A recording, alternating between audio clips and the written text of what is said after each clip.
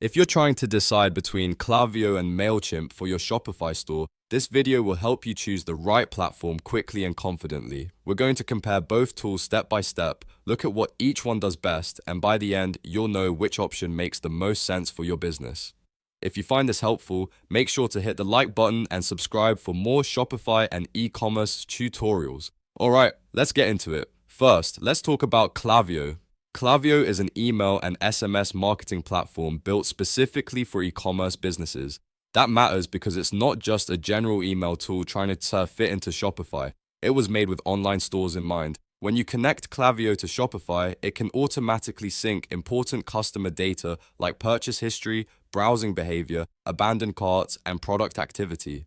That gives you a much deeper view of your customers and helps you send more relevant messages. One of Klaviyo's biggest strengths is automation. You can create welcome email flows for new subscribers, abandoned cart reminders to recover lost sales, browse abandonment emails to bring shoppers back, post-purchase follow-ups to improve customer experience, win-back campaigns to re-engage old buyers, and personalized product recommendation emails that can drive repeat purchases. On top of that, Klaviyo is very strong when it comes to segmentation. That means you can group your audience based on what they've done, what they've bought, how recently they purchased, and how they interact with your store. For a growing Shopify brand, that level of targeting can make a huge difference in revenue. The trade-off is that Klaviyo can feel a little more advanced at first, especially if you're new to email marketing. It also tends to get more expensive as your contact list grows, but if your goal is to build a serious e-commerce marketing system, many store owners feel the extra power is worth it. Now let's switch over to Mailchimp.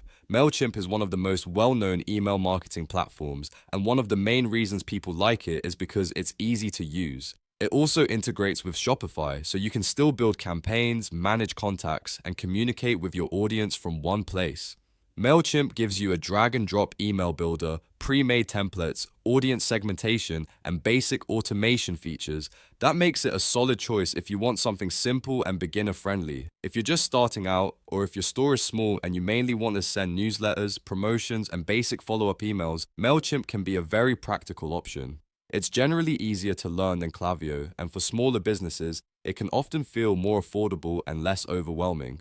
The main difference is that Mailchimp is not as e-commerce focused as Klaviyo. It can absolutely work for Shopify, but it usually offers fewer advanced automation options, less detailed personalization, and less robust customer targeting for online stores. So how do you decide which one is best for Shopify?